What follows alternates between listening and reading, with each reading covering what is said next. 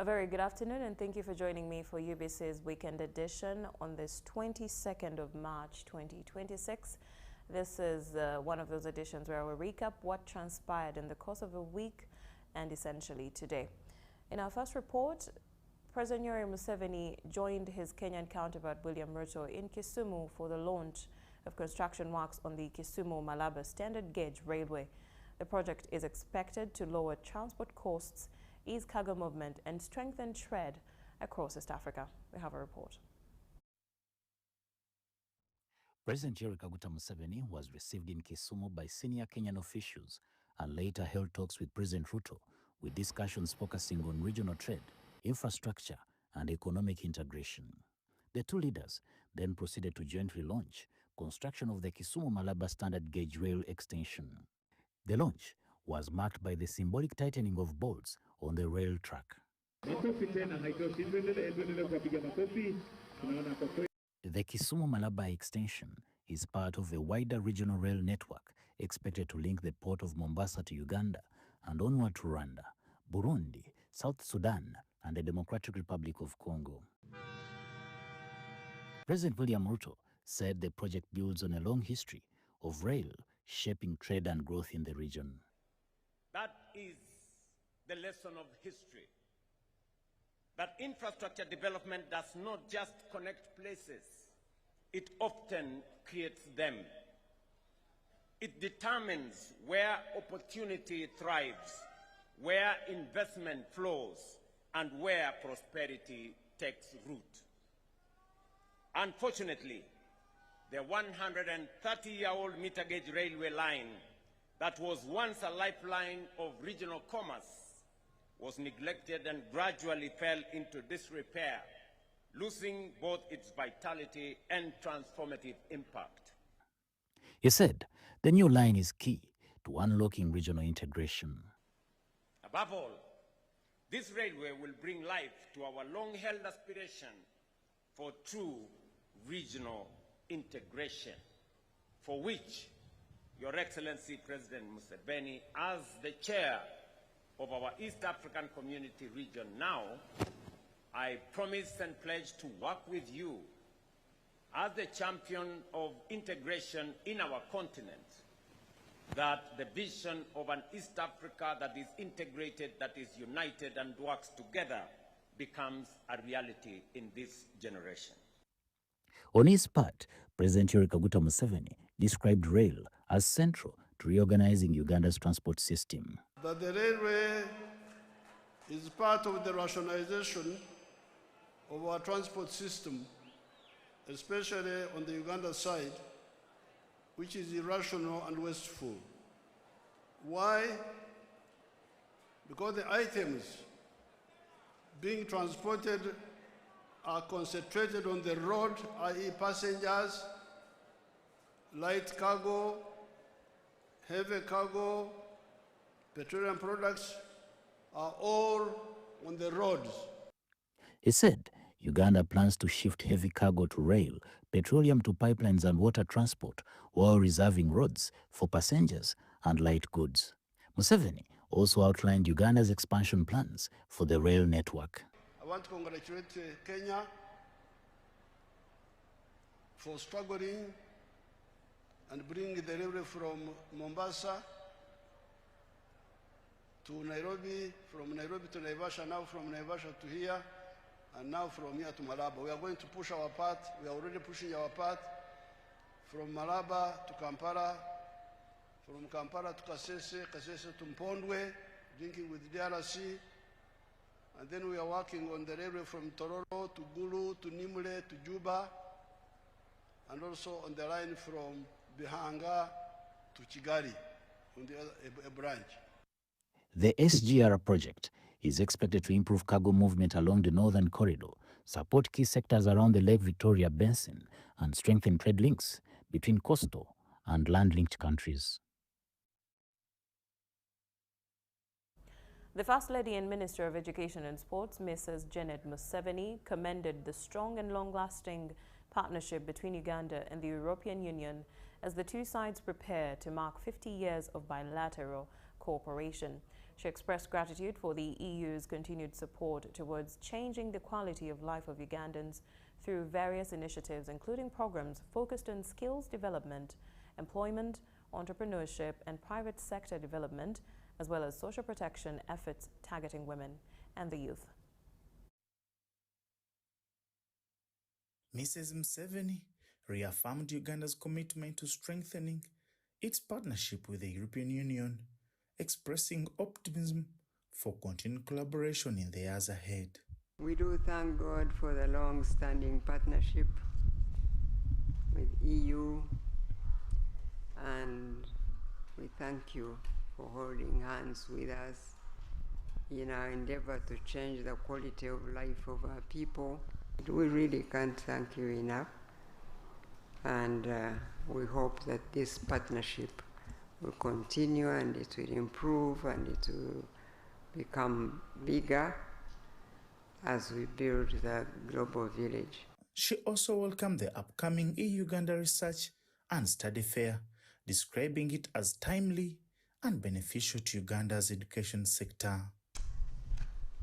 I'm happy now to hear about the EU-Uganda Study Fair that you are organizing this year, which will bring together higher education institutions and showcase study and research opportunities available to Ugandan students. The study fair, scheduled for June 4th at Makerere University, is being positioned as a flagship activity in celebrations marking 50 years of cooperation between Uganda and the European Union. On education infrastructure, the First Lady assured the delegation that the ministry would fast-track coding approval for 6 schools to enable infrastructure development under ongoing EU-supported programs. The EU ambassador described the 50th year of bilateral cooperation between the European Union and Uganda as a milestone that offers an important opportunity to celebrate and further strengthen the long-standing partnership. And this initiative, the Study Fair, it aims to bring together European and Ugandan higher education institutions, obviously, to promote academic mobility and to showcase study and research opportunities available to Ugandan students and universities through our programs, the Erasmus Plus program that I think you are aware of, and other complementary European Union member states programs. Makerere University is very happy to host the fair at our grounds for many reasons. After the government of Uganda, the largest research funding for Makerere University comes from the European Union. Currently, we have more than 45 projects running funded by the European Union. Okay. If Makerere University has finally recovered her position worldwide as a top research university, it is because of the support that we get from partners, particularly the European Union.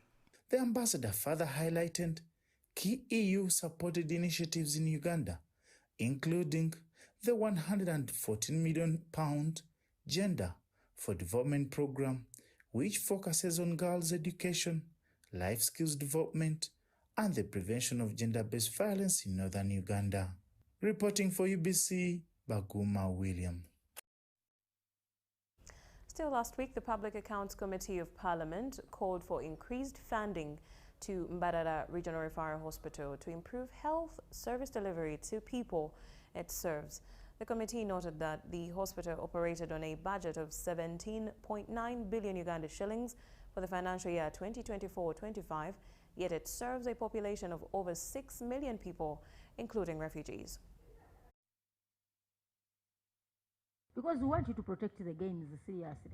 Officials from Mbarara Regional Referral Hospital appeared before the Public Accounts Committee to respond to accountability queries raised in the Auditor's General Report for the financial year ending 2025. Then we spend. NTR is later receipted.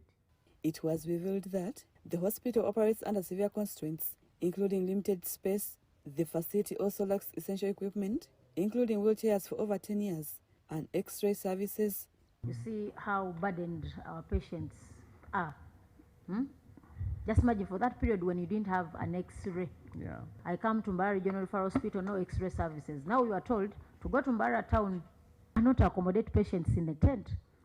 And you ably said that even mothers who have given birth are also part of the ones that are accommodated in a tent as a ward. That is purely unacceptable and far below standard. You have so many equipment laying non-functional just because there is nobody who is responsible for that. Committee members also questioned hospital officials over the failure to utilize over 600 million shillings meant for pension and gratuity and other expenditures. Tell us how you used it, since you have had that building which has stood for a very long time, whatever. But give us those correspondences between you and the accountant general, so that we take it up from there. It comes to this 692 million that you didn't spend. Underutilization of warrants. That is 3.11. Can you speak to why didn't we? This is under human capital, administrative and support services, hospital management support services. What happened? Why? We had a delay of the constitution of the new Health Service Commission. Then the Minister of Public Service halted the original plan of retiring all of them after the abolition of the office. Hospital officials, led by the accounting officer Dr. Deus Twesige, responded to the queries. We had an increment on the side of the drugs, and we received some good supplies. I'm very happy to announce that now we have all these machines working. To NMS. NMS does not provide consumables for the CT scan. We always have now to use that other, and the cost-sharing mechanism first obtain the consumables for the MRI and the CT scan. The committee emphasized that the current 17 billion shillings allocation is insufficient and called for an increase in funding to enhance service delivery at the facility. So we take note that this budget is too low for Mbara Regional Referral Hospital, considering the population that it does serve. So it's in our interest that we do a bigger bargain for Mbara Regional Referral Hospital, because the area of coverage, these are 12 districts. Mbara Regional Referral Hospital serves a population of over 6 million people, including refugees from 2 settlements. Rebecca Natongo, Gloria Gutabinji at Parliament. You have In more news, the Ministry of Works and Transport launched the General Specifications for Road and Bridge Works 2026, aiming at guiding planning, design and construction, also maintenance of public roads and bridges in Uganda. These general specifications are both technical documents and instruments that set out the minimum requirements for quality, safety and performance in the country's roadworks. According to the ministry, the updated specifications will streamline engineering practice, improve quality control, and ensure accountability and infrastructure development. Minister for Works and Transport, General Edward Katumba Wamala, has launched the general specifications for Road and Bridge Works 2026 and has tasked the engineer in charge to ensure wide dissemination of all specifications across the country. The general specifications for Road and Bridges Works 2026 provide a solid foundation for improving the quality, safety, and efficiency of road construction across the country, so that in case somebody is doing swamp treatment in Padel, it should not be different from one doing it in Kabale. It should be the same, it should be uniform, because the specifications are clear, and if properly followed, then we should not have different standards in different areas or by different contractors. While these specifications serve as the national standard for public road works, I wish to emphasize that special specifications may be developed where necessary for specific projects, particularly where innovative technologies or materials are proposed. However, any deviations from the general specifications must receive prior approval. The engineer in charge, Stephen Chiwanuka Chitonsa, said the new standards are intended to ensure that roads and bridges are durable, safe and resilient, while also delivering better value for money in public investments. He further emphasized that these applications must be in line with law and hand over to the Minister of Works and Transport for approval. Purpose and importance of general specifications for road and bridge works, 2026. The general specifications for road and bridge works 2026 set out the minimum standards for materials and workmanship for the planning, design, construction, and maintenance of public roads and bridges in Uganda. They define the requirements that all road works must meet in order to achieve safe, durable, and serviceable infrastructure that supports our national development agenda. Tony Mugenyi, a commissioner at the ministry, presented the new specifications, emphasizing that they will play a key role in improving the lifespan and performance in Uganda's road network. Then we provided for mechanical modification classes. There's a lot of mechanical modification, mixing gravel with quarry dust, mixing gravel with CRR. Then we have swamp treatment methods. In the old specification, the only swamp treatment method was rock fill. Very, very expensive. The Permanent Secretary, Minister of Works and Transport, Bageya Waiswa, has urged stakeholders to embrace these specifications, to incorporate them in their contracts, designs, and to work closely with the Minister of Works and Transport to address any implementation challenge that may arise. Therefore, urge all our stakeholders to embrace these specifications, to incorporate them in our contracts, and design and work closely with the Ministry of Works and Transport to address any implementation challenges that may arise. Deborah Namamonde, Aisha Msanya, UBC News. Now, for every performance, there must be a reward. Over the weekend, Hilton High School Mukono held a Thanksgiving ceremony for their great performance. These celebrations were led by the Seventh-day Adventist Central Uganda Conference Archbishop David Simogerere, who highlighted always returning to God even after big achievements. The Lord for Hilton High School, and our message was based on choices. Our choices determine our destiny. But the most important choice that we need to make in life is to put God first in everything that you do, and also bring Him closer to you. When you have God with your side, you choose to have Him with you, everything will run smoothly. Be it exams, be it business, be it politics, be it everything. God will guide you and be with you. Thank you. Thank God, today has been our Thanksgiving. And of course, for the results that we had. We had outstanding performance. 7 of our students scored 20 for 20, and they were all science, BCM and 1 PCM. Today, we rewarded the best performers, and it is our culture. It is our culture that we said that whoever scoops 20 points is rewarded with 3 million shillings. We call it campus shopping. So when the rest are struggling to look for money to do shopping at campus, this student who has scored 20 is already 3 million richer, and they have done shopping.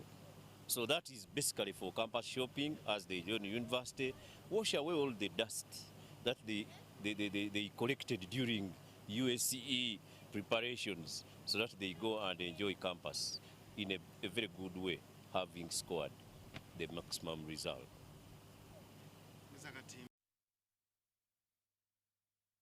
In more news, High Court Judge Isaac Muwata declined to grant bail to SSP Nixon Agasirwe, who is accused in the murder of Joan Namazi Kagezi, on grounds that he did not present exceptional circumstances to justify his release.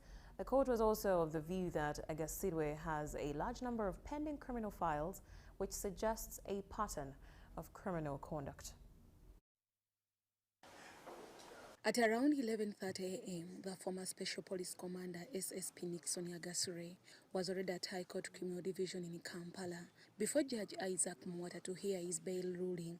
SSP Nixon Yagasure is faced with one count of murdering Assistant Director of Public Prosecutions Joan Namazikagezi, which offences he faces with Samujo Abdul Nur alias Minana. Before Judge Isaac Mwata, after perusing both sides' submissions, he denied SSP Nixon Yagasure's bail application. The court has carefully weighed the applicant's constitutional right to liberty and his history of compliance with the previous commercial proceedings. However, this must be balanced against the gravity of the current murder charge and the multiple active capital investigations cited by the state. The failure to substantively explain the status of these active investigations. Judge Isaac Mwata added that following the pending criminal files against the accused and other files which are still under investigations, the accused Yagasure can't be granted bail. Combined with the fact that the applicant has now been committed for trial and the fact that the applicant has not proved the exceptional circumstances that justify his release on bail, creates an unacceptably high risk that the interest of justice will be prejudiced by his release. At this stage, accordingly, the application for bail is hereby dismissed. So order. According to court records, basing on Yagasure's character and antecedents, although he claims to be a law-abiding citizen, the prosecution reviewed a list of capital offences under investigations, among others kidnap with intent to murder, aggravated robbery and murder that happened in Masaka, and a list enrichment file pending against him at CID. SSP Nixon Yagasure, in applying for bail, alleged being his constitutional right, being a first-time offender, advanced age of 54, and that he has a permanent place of abode. However, all the grounds were objected by the prosecution, led by the Assistant Director of Public Prosecution, Richard Billy Vomboka.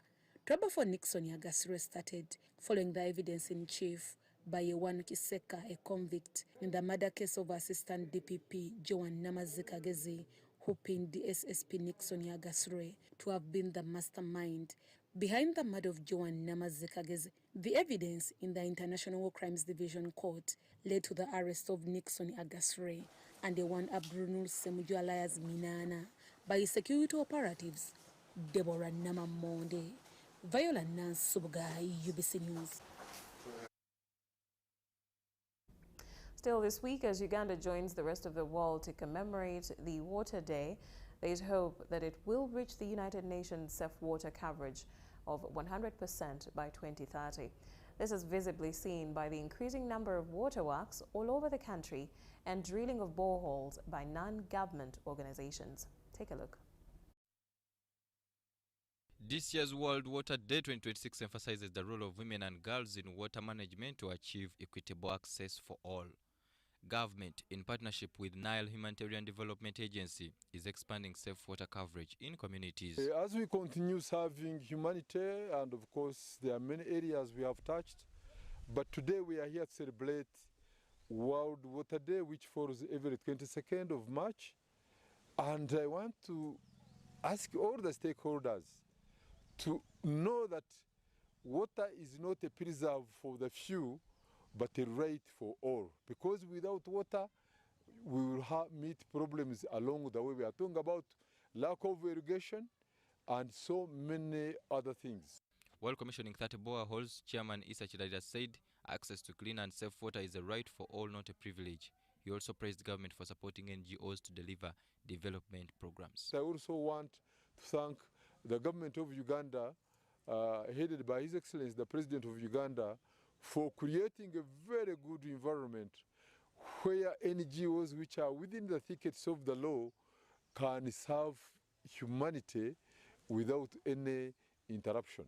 This credit definitely goes to the NGO, which is under Ministry of Internal Affairs.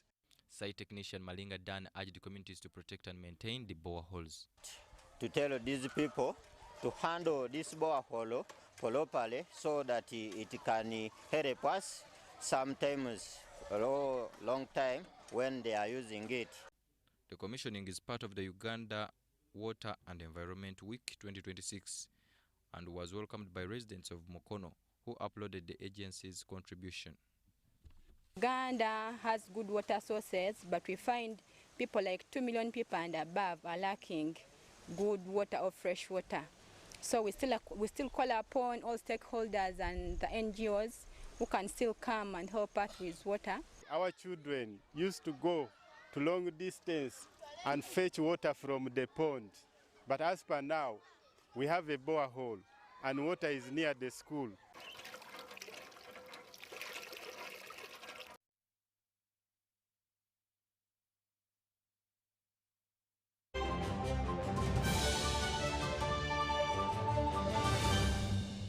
So, Muchala. Yes, Daddy. You know the children are going back to school and things are a bit tight. Huh? For now, why don't you take half of the fees to junior school, and for the school van contribution, we shall pay later. Huh? Daddy, why don't we pay using MTN Momo, where we stand a chance of winning school fees for a whole year and more? By the way, you can also apply for a school fees loan, and also participating schools can win a school van. That's right! Win school fees for a whole year and more. Get Momo goodies and a school van for participating schools. You can also apply for a school fees loan. Simply dial *165*80# or use the Momo app.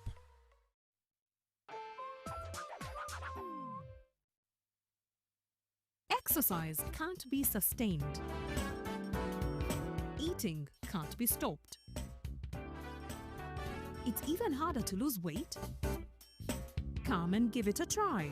Genshikang L-carnitine chromium capsules, plant extract, scientific ratio, take 3 capsules each time. The active ingredient accelerates fat burning,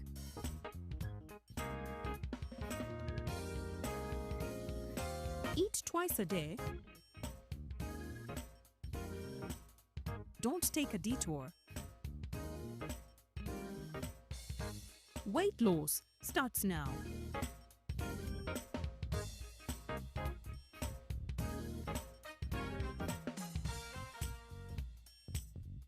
Genshikang L-carnitine with chromium capsules helps you stay in shape. Please follow medical advice when taking this product. For more information, visit our website www.hgo.com or call 0800 335555.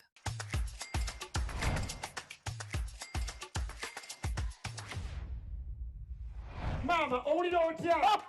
Mpulira essanyu lingi nnyo. Bannange. Bannange MTN yayanzizza. Taata w'omwana ogenda mugambako oba waali wano? Taliiwo. Ssente ze mbadde ngenda okusasula ku school fees z'omukulu zigenda kunnyambako okuweerera batoobe abalala ababiri. MTN mama genkoledde kinene ng'asinga omumaamu. Sirijjerabira obulamu bwange bwonna. Genda kusibira kusasula school fees nyiga *165*880# sasula school fees ngokozesa momo school funds mu masomero tugenda zigaba osobola okwewola waliwo school fees loan genda ofune looni oba tolinawo ssente ozisasule mu bbanga mpola mpola obulamu butambulenga buli koona.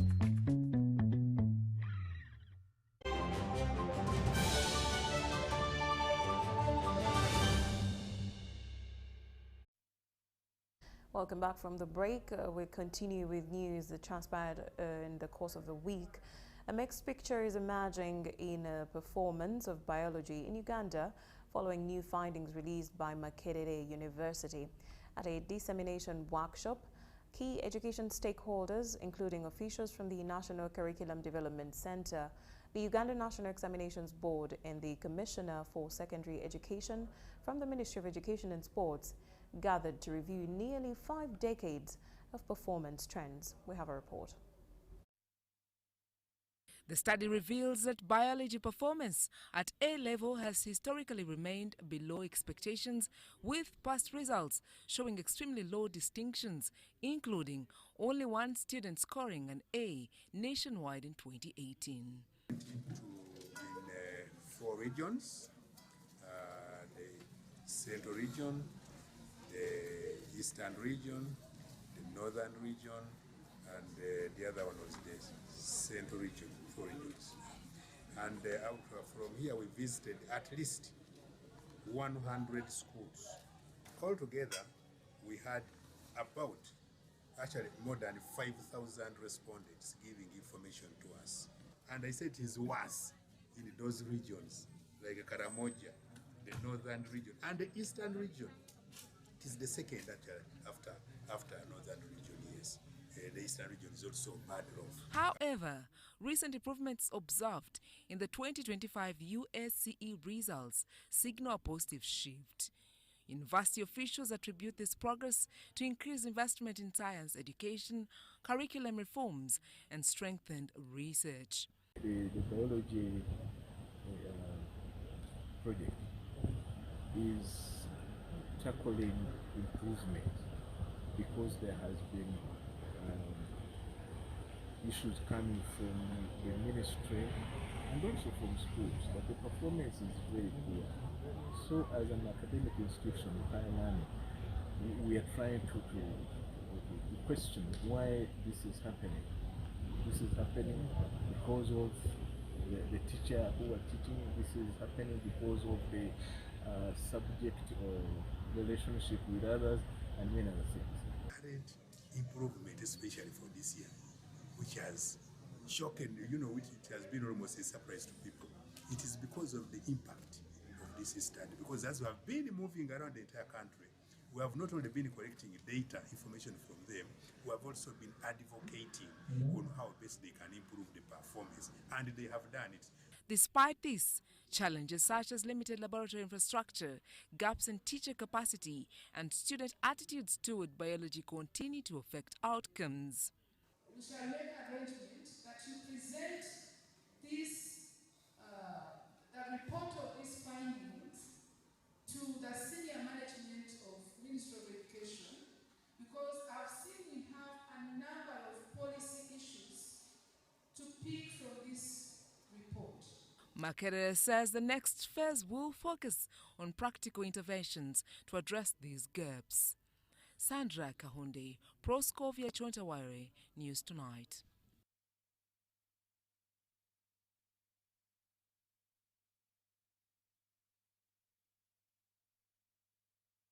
In other news, 16 districts located in island and mountainous areas are facing severe gaps in healthcare service delivery, with some lacking health center floors and hospitals, as well as essential medical equipment and ambulances.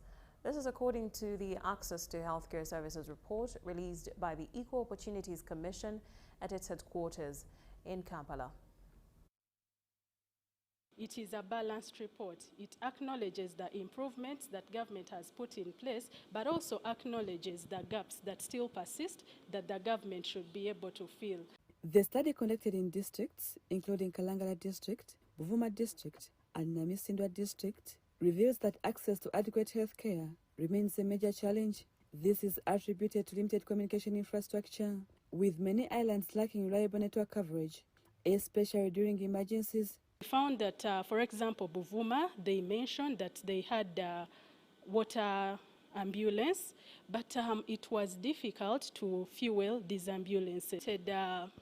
A sub-county in Kabong district called Timu sub-county, but in this sub-county, they didn't even have a health center 3.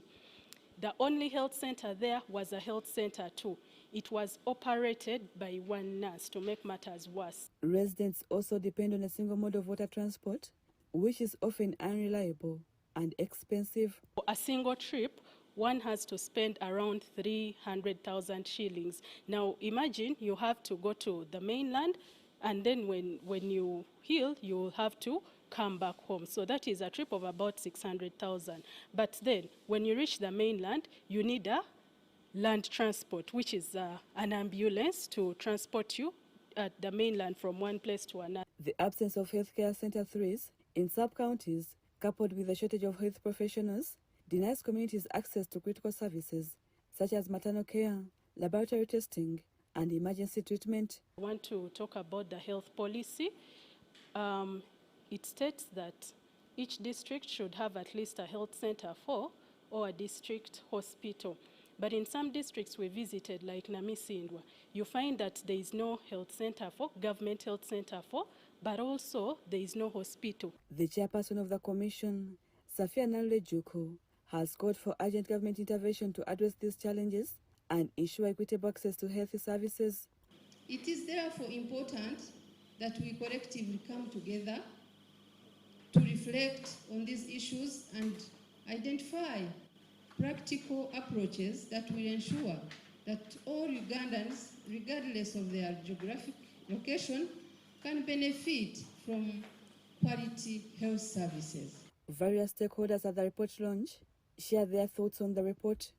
Even you'll find that the planning for medicines and supplies is poor. They will plan maybe for half the population. We were given boat ambulances, and we are very grateful. At the cost of operating a boat ambulance, we have given some maintenance money, 5 million for a quarter. But you can't make more than 10 referrals. Without prompt intervention, the report warns that thousands of residents in island communities will remain cut off from life-saving health services. Rebecca Natongo, Susan Inabugude for UBC News. News coming in from Nakaseke, the Permanent Secretary for the Ministry of Water and Environment. The State Minister for Youth and Children, Balam Barugahara Atenyi, has commended non-government organizations in the country working together with government, improving the livelihoods of communities, especially by providing free treatment, among others. The Youth and Children's Affairs Minister presided over the commissioning of Chiwoko Health Center in Nakaseke District, funded by Sebunya Alex, among others from Rotary E Ntinda. During the function, over 500 communities in the area received free medical treatment. We are trying to include different areas within our locality to see that we are helping people who are low-income earners who can't afford medical bills, to give them this opportunity so that they can get this treatment for free, because it has been able to supported by the E-Rotary Club in conjunction with their partners to bring this opportunity to our medical center. We are doing this in conjunction with our mother club and 2 Rotaract clubs in formation. These are the Rotaract Club of Ntinda and the Rotaract Club of Future Visionaries. We are here mainly to tackle one of the key focus areas in Rotary, which is health.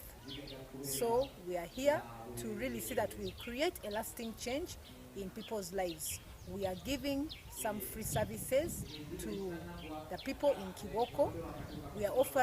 Today we are offering eye care services, we are offering antenatal, we are doing immunization, we are doing cancer screening and general treatment. The government is pleased with this gesture of building a health center in Chiwoko, and also confirm our government through Ministry of Health, we shall work together with Chiwoko Medical Center to ensure its continuity, to ensure it does the dream of giving affordable care or free care to the poor is maintained or is kept.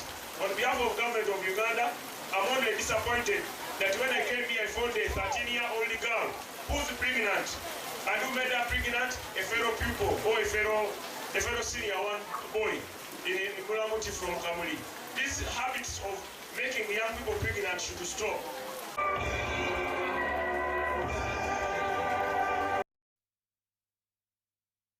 Still last week, the Permanent Secretary for the Ministry of Water and Environment, Dr. Alfred Okot-Okidi, has challenged Ugandans to always support efforts aimed at conserving the environment for their own good. Now, Dr. Okidi remarked this as he received and welcomed workers for water and environment from their 560-kilometer walk from Moroto to Kampala that was aimed at creating awareness about environmental conservation. On their arrival in Kampala, the Workers for Water and Environment visited Parliament, where they presented a petition detailing their findings, requesting the August House to prioritize matters of water and environment. improve water supply and groundwater management by investing in climate resilient water infrastructure such as valley dams and bulk water transfer. They were received by the Workers MP, Abdul Byakatonda, who also sits on the Parliamentary Committee on Water, Sanitation and Hygiene. When we talk of transiting the middle income sectors, we are talking of health. We are talking of life expectancy. You are talking of per capita income. So you cannot actually save money when you are having these other preventable diseases like diarrhea, cholera. So ladies and gentlemen, I think it is an appeal that we fight this as a team, and I think this is a very good partnership that we should actually take on. From here, they proceeded to the Ministry of Water and Environment headquarters in Ruzira via Bugolobi.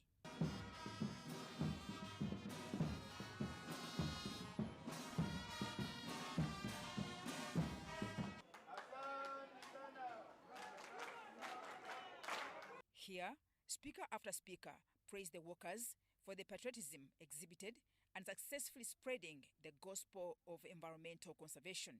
How do we connect walking to emission reductions, to better roads, to better footpaths so that people can walk? And we thank you so much for putting a dent onto that advocacy. We want to make that message sing, because advocacy is collective effort, and everyone will communicate to and understand that why we need to protect these resources is as important as that. Dr. Alfred Okot Okidi too lauded the team and implored Ugandans to borrow a leaf, employ whichever skill they have in promoting environmental conservation. Plant trees. Do not destroy wetlands.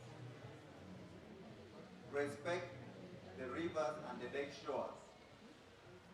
And be mindful, climate change is already with us. Dr. Okidi also challenged Ugandans to collectively support government efforts by observing environmental laws. The irresponsible disposal of plastic, for example, has caused losses for people who are innocent. It is affecting agriculture because it affects the soil fertility. Invasion of wetlands is responsible for partly for the flooding, but also for the pollution of these lakes and river bodies. When we cut the trees, then we start complaining it is too hot. You're removing the cover that is supposed to shelter you from this additional heat. So really as a country, we need to respect our homes that were given to us by the Creator, the Maker. The 560-kilometer walk was a precursor for the upcoming Uganda Water and Environment Week that is marked annually in observation of 3 important days: World Forest Day, World Water Day, and World Meteorology Day. Mutonyi Hilda and Dorcas Kimono, UBC. Thank you so much for that report. Now in more news, Canon Paji David, Education Secretary, Namirembe Diocese, has said that church has played a big role in the education system of this country, noting that more schools have been established, which provides skills to the young generations. We have a report. He made the remarks while officiating the handover of Canon John Kaziwe, the new headship of King's College Budo, to Kasamba Godfrey function held recently. This opportunity to, at this moment when we are having a handover ceremony or transition from Canon John Frederick Kaziwe to another head teacher, Godfrey Kasamba, to thank the Bishop of Namirembe Diocese, to thank the Minister of Education and First Lady, Mama Janet Kataha Museveni, to thank the Permanent Secretary, DEO, and the COW for making this smooth transition. The Chairman, Board of Governors, Katende Jim Rogers, appreciated the role of the outgoing head teacher Canon Kaziwe for uplifting the school to super academic giant in the country. Amongst those who were interested in the matter, I know there are many people who are interested, but I think he's the best of the candidates available to us, and we believe that with the support of everybody, the government, the Church of Uganda, the Kingdom, the students' body, the alumni, the OBs, and so on, he'll be able to deliver on the requirements of being a headmaster of Bodo. You know, it's a challenge. It's not a very easy job, but it's something we believe he'll be the most suitable person to implement some of those projects, the ones that have been done and those that we intend to do in the near future. Canon Patrick has said that the last 4 years in the school have been of great impact in the infrastructure sector, academic performance plus co-curriculum activity. My best achievement is what we planned or what we influenced that new generation to do. When we came to Budo, every year we have been commissioning a new building. We commissioned the Grace House, we commissioned the Australia House, we commissioned the Classroom House, we improved the water supply, now we are waterborne.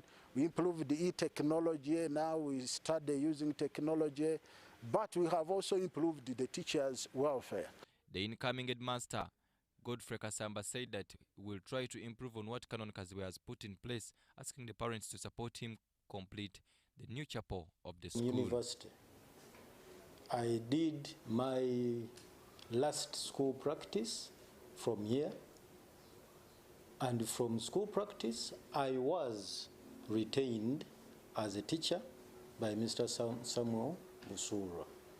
Over the years I've worked under different capacities. I've been a class teacher, I've been housemaster, I've been in charge of sports, I've been in charge of exams.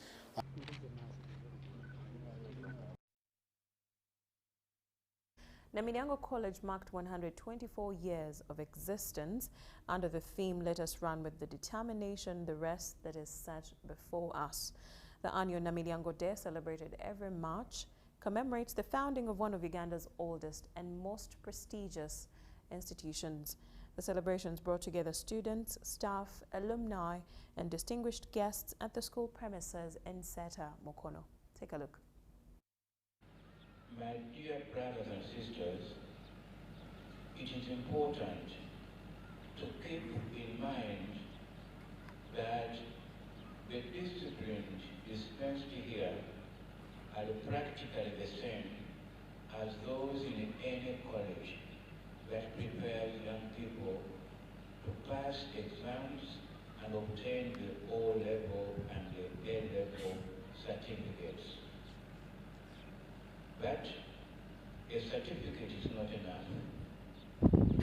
In a Catholic school, even though frequented by boys of different religions and origins, a certain discipline is dispensed to create people of faith and responsibility, capable of living together in a society where there is dignity, mutual love, and respect of one another's life.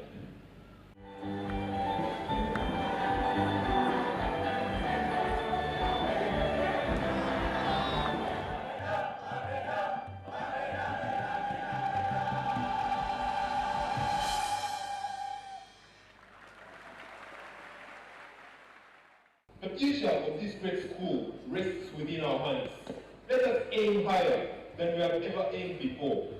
Let us pursue excellence, not only within the classroom and on the field, but in the quiet decisions we make every single day.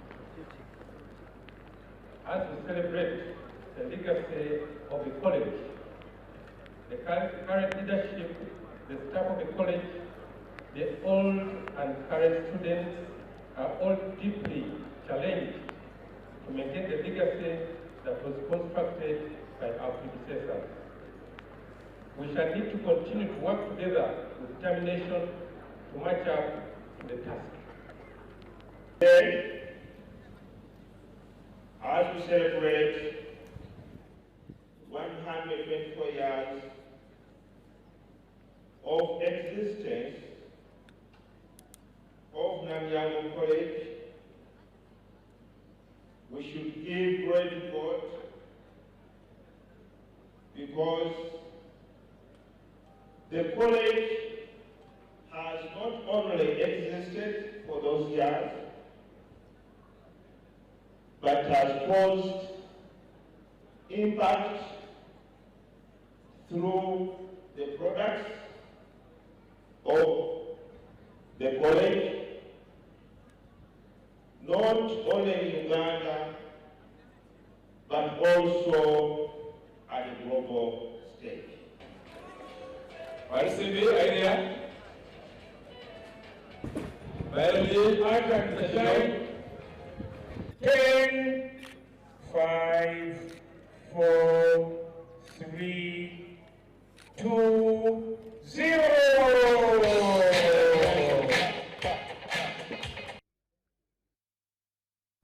Now, the Executive Director of Centenary Bank, Joseph Chiwanuka Balikudembe, underscored the importance of creativity, empathy, integrity, and adaptability in navigating challenges and achieving meaningful outcomes. His remarks were delivered during an awards ceremony recognizing the outstanding accomplishments of students at Kaboja International School, Buziga, across both local and international spheres. The event was graced by distinguished dignitaries, including Persis Namuganza and Henry Musasizi. Take a look.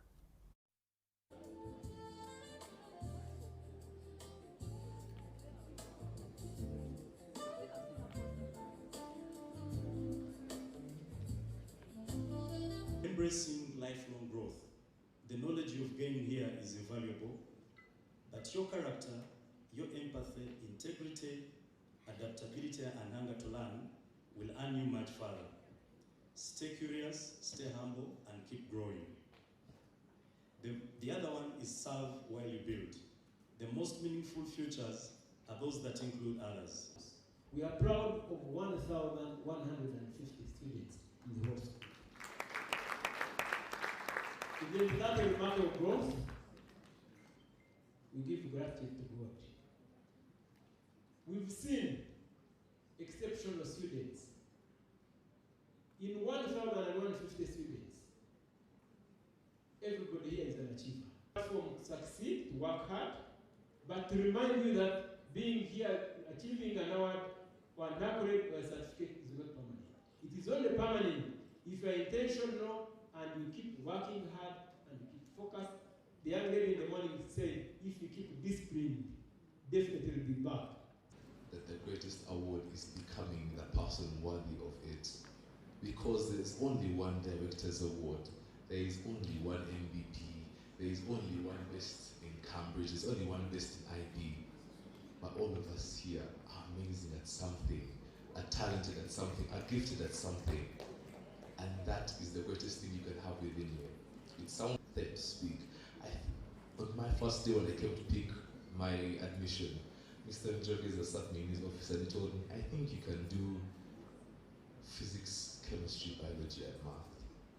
I didn't believe him at that time, because man, what's that? But I still came out one of the top performers because someone told me I could. So I'm here telling you, you can, wherever you're going, whatever the journey is, whoever is in your way, the people who are supporting you, and the system that's supporting you is greater than whatever stands against you. Thank you. Now, youth in the Eastern region are calling for intensified environmental protection and preservation across the country, emphasizing the need for communities to coexist with modern developments such as industries and oil extraction. The call was made by students from various institutions of learning who gathered at Busitama University in Busia for a debating championship held as part of the Eastern Region Water and Environment Week activities organized by the Ministry of Water and Environment. And Environment Week have been concluded with a debating competition at Busitama University, where participating youths from both a secondary and tertiary institution called on government to establish policies that guide the harmonious existence of industries and oil extraction activities without affecting the environment. We are blessed as a country to have oil, but the oil can also become dangerous to our country. Let's look at having oil produced in the most eco-friendly manner.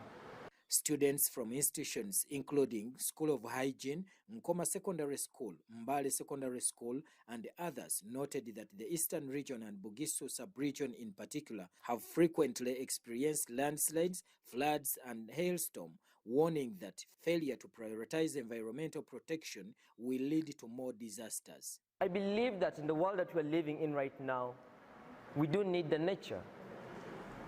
But if you prioritize nature alone, then you'll come to realize that we'll not have industries, we'll not have good roads.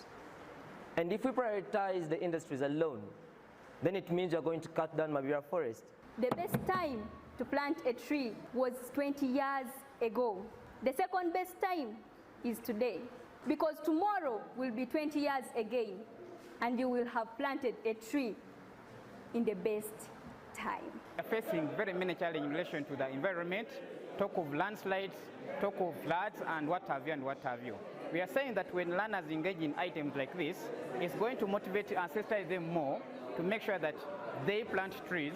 It is us to protect the environment. We don't leave it to a general group of people. It is just within us. For us to access a clean environment, it means that we stand a chance to do it ourselves. Meanwhile, Engineer Maximo Twinomuhanji, the in-charge Choga Water Management Zone, noted that the high population growth in eastern Uganda is increasing pressure on land as communities clear forests for cultivation and settlement, calling for innovative environmental conservation measures.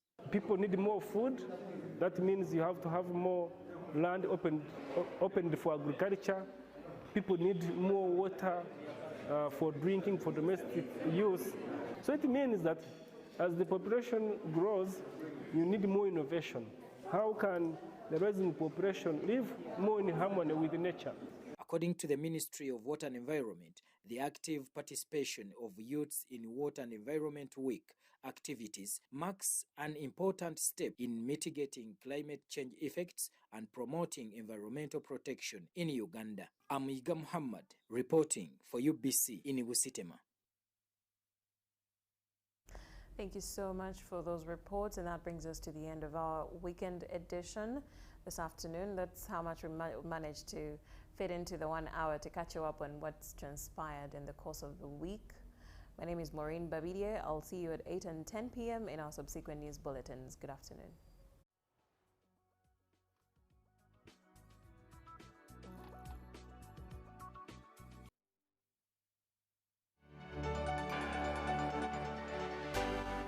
UBC, inspiring Uganda.